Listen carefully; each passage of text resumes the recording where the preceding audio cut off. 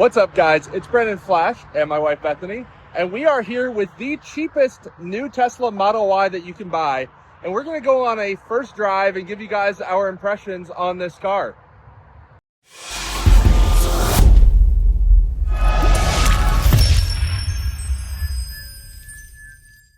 So here we have it. We're just doing a test drive today.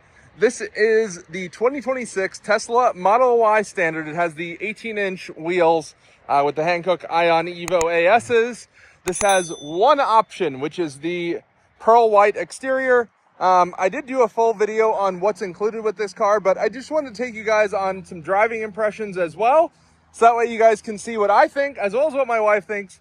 She daily drives the 2025 Model Y long-range rear-wheel drive right before the refresh. We've been in the refresh premium before, as they now call it, but this is our first drive in the standard. I have only moved it from the parking lot over there, so I have not actually truly driven this car. So you'll be getting our unfiltered impressions. We'll probably put it on FSD, and we'll just share our thoughts. Let's get on to it. Well, you're now joining us in the car. I've got this camera running for while we're driving.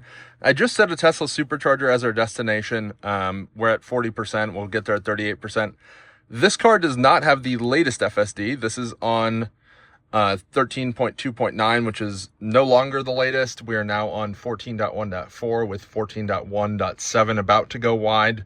So this is not necessarily the best impressions for FSD. If you want to see my impressions of 14.1.4, I do have a separate video of that in our Tesla Model Y. Let's set that to advanced, so hopefully this car does get the latest version. Not that I care, but for the next person that drives it. And let's start FSD, and we'll get Bethany's impressions to start, because we are kind of in the market for another Tesla. Tap brake to confirm. So I guess they have a brake confirm set here. Let's get to it. So Bethany, what are your initial impressions of this car? I mean, you've walked around it, you saw the things I was saying about it and what's included and what's not, as well as the price. Mm-hmm. And what are your initial thoughts? And please speak up so that the viewers can hear you. Initially, I don't entirely know why you would pick this over, what's the other version called? They now call it the premium, which was previously just the long range. Yeah, I mean, essentially losing your front trunk in the sense of like it's not watertight and things like that, so you've lost cargo there. In 500 feet, turn left onto Alexandrina Road. The having to like pull down the center seat to be able to get cup holders when you have things like car seats and things like that essentially makes them probably less usable, if I had to guess. I don't know for sure, but I actually like that, but Bethany does have a good point about the car seat usability with that center pass-through situation. And I don't like the missing console in the front compared to my car. Area. Yeah. I think it's helpful. Like, there's pros and cons. Sure, it's great for being able to stick like a purse or something there, but I kind of like being able to have like the solid space, for things to just sit on, and also just in general to like have another storage space in the car.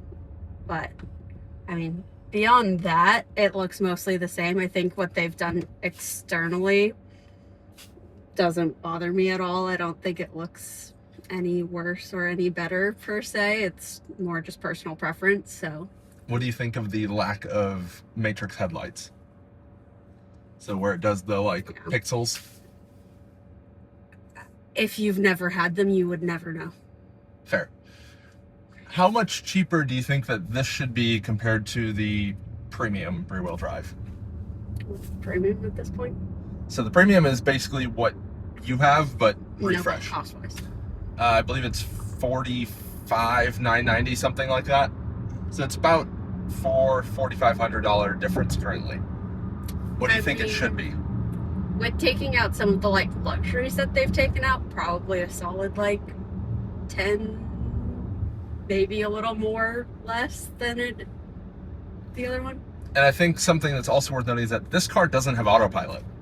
Yeah, not having autopilot's major in this car. I think for a couple where like we shift off cars or trade off cars or whatever pretty most days, honestly. Yeah. So like the inability to save your seating profile and like not being able to like move the steering wheel without This like does save manually your- adjusting it. This does have the profiles, just the steering wheel isn't included since it's manual. No, I thought both weren't included, but Yep. okay, never mind then. I mean, the steering wheel would still probably be a problem because I had to assume we drive with the steering wheel out of different states. Very different positions. The whole like non-glass roof thing doesn't overly faze me too much, yeah. but I understand why it's not metal, I guess, but Yeah, I don't know. I think they could have probably used glass from the previous generation car, and hopefully that's cheap enough at this point that this wouldn't have made sense. I would hope that this was a significant savings for this to be worthwhile. I would have to wonder if making the glass in here single pane instead of double pane, adding in this covering over the top helps with like noise and just other stuff. So from that perspective, I mean, we talk about all the time how loud my Y is on the road. Yeah. So, and that has the double pane. So I would hope that this helps in general with that, which in a sense would actually be worthwhile to drive in a quieter car. Yeah, and I must say the ride quality so far with these 18-inch wheels is quite good. Something worth noting is that this car also does not have tire pressure monitoring sensors. It just uses your wheel speed to determine if you have a low tire, but it can't tell you like a real time your tire's at 40 psi or 39 psi or whatever. Yeah. What are you looking for? Just, I guess, yeah, the screen missing. I mean, that's no different from my car, so that doesn't bother me either. I think that's fine. I think from a robo-taxi perspective, that's a downside. Not that that's a huge factor for someone buying it. The ride seems a little bouncier, I will say. Like, it seems to have a little more head toss. It's smoother, but bouncier rather than harsh. And I think over a big bump, you would bottom it out. I think a really good use case for this car would be like police use almost. Just given that these seats seem like they would be more durable. They seem to have maybe a little bit less bolstering, which I think if you're wearing like the duty belt or whatever would be good. And then also having this open area I think is probably better for upfitting. So that way you could like mount a laptop, or if you have electronics, you could build like a custom holder kind of thing up there. I think for upfitting, whether it's police use or other fleet use, this is an interesting platform to start with, and probably a little bit more flexible in that regard compared to the Premium Y that has the whole console that you would have to basically remove and would be kind of annoying to remove. This does have a slightly smaller battery at 62 kilowatt hour versus the 84-ish kilowatt hour of the Premium. It does have not as much range loss as you would expect as a result of that because of the 18-inch wheels that are more efficient. So you still have 320 miles of rated range, which is pretty good. It has a little bit slower charging with a peak of 225 kilowatts, which I'm just going to pull in to the supercharger here just to plug it in for a moment and see. The backup camera perspective seems a little bit different compared to your Model Y. It seems smaller. Well, I think it's higher is the thing. Let me plug this in and then I'll be back in just a second.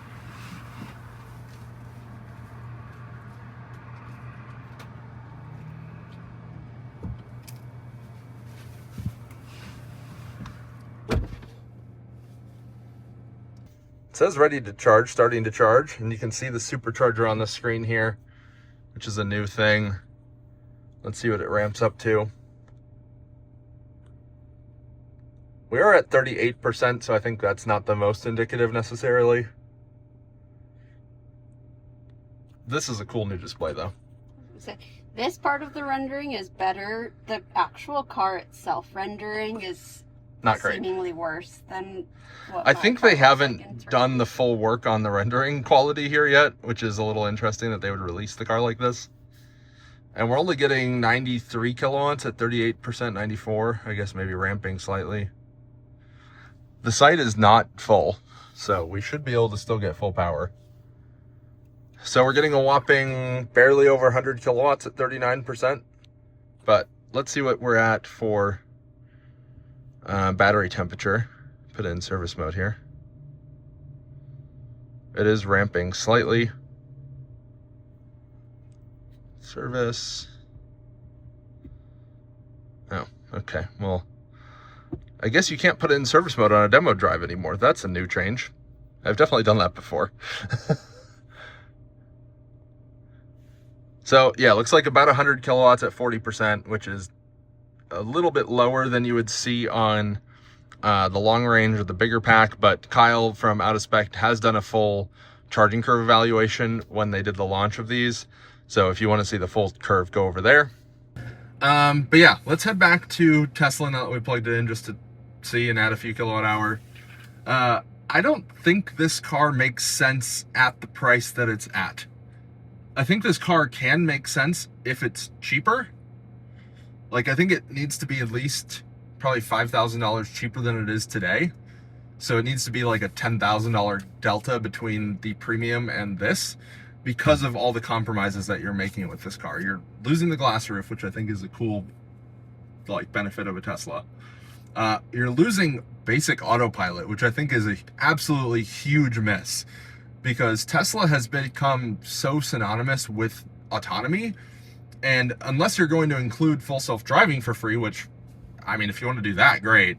But you need some sort of adaptive cruise lane keeping system. And it does have adaptive cruise, traffic aware cruise control, but this car has no lane centering whatsoever. So if you're taking this on a road trip, which you absolutely could, this has enough range and fast enough charging that it would be a totally adequate road trip. Or of course the premium or long range would be a bit better, but you would not complain with road tripping this car. But you would have to drive the entire time, or like be actively lane centering, versus having autopilot, which has been standard on Teslas since 2015-ish, something like that. And the interesting part is that it's only the US market that doesn't have autopilot included on this car. The European market cars of this same car have autopilot included. So it seems to be a very conscious choice to drive people to get FSD, which doesn't make sense on the cheaper car, because the people buying the cheaper car probably aren't going to be spending $8,000 more to buy FSD, or can't afford $100 more a month for the subscription. Because if you can afford either of those, you should just buy the premium, which then also includes autopilot, and then that way you can have that for day-to-day driving, and then subscribe as you wish for $100 a month for FSD, or buy it. Right now, at least, Tesla also has worse financing interest rates on the standard versus the premium. So it makes the actual functional gap, or like what you'd actually pay per month, assuming you're financing it, which most people do, even smaller, because you're paying 3.99% for the standard versus 1.99% for the premium. And I don't know if they're putting this in the product lineup just for helping to drive people to the premium, or if they're wanting to actually sell these, because to me these are not built to actually sell, and they don't even have leasing on these. If they lease these for, I don't know, $299 a month or something like that, I think they'd lease a lot of them. But it doesn't make sense to buy one of these. These will probably depreciate quite a bit too, because they have worse features than the premiums. And I don't know, I mean, I'm glad Tesla made a cheaper car, but with things like the new Bolt available now for under $30,000, that you can get Super Cruise as an option, it has vehicle to home, and it has 150 kilowatt charging. Like, the new Bolt is a much more compelling offer than this if you're looking at budget EVs. And at $40-ish thousand, this is not really a budget EV in my book. And I think if you're looking for a car like this, you should actually just look at used Model Ys, even if you get a pre-refresh, because I think you'll still be happier with that than you will with this. That was a long monologue. Do you have anything to add, Bethany? That's a lot. No, not really. Yeah, I think not being able to lease it doesn't make any sense. But yeah, I mean, I'm content with my car, so.